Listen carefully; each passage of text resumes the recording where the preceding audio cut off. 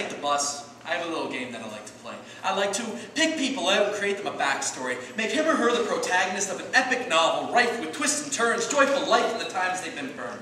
Some are romances, some are mysteries, even some are horror novels, though I do avoid erotic fiction because remember, I am on the bus with this person and that can make things just a little bit awkward. But I craft stories when I'm on the bus, and today when I took my ride, I created a couple of bestsellers.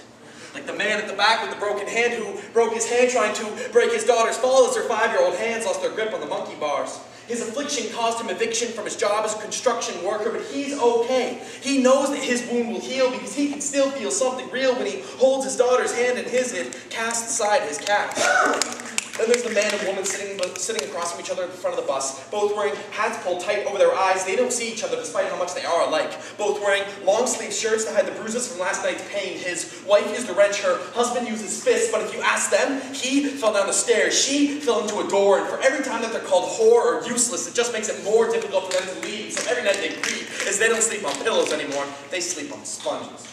And as fate would have it, they both just got off at the same stop, and that gives me writer's block, so I can't finish that story.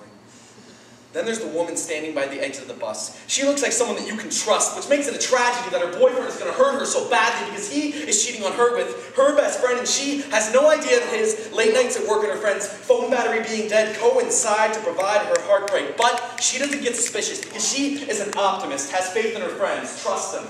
But the boyfriend's cell phone does not lie. Those digital words rip up her insides, and for months she cried to herself, by herself, because she doesn't trust anyone anymore to see her tears. But she does trust herself.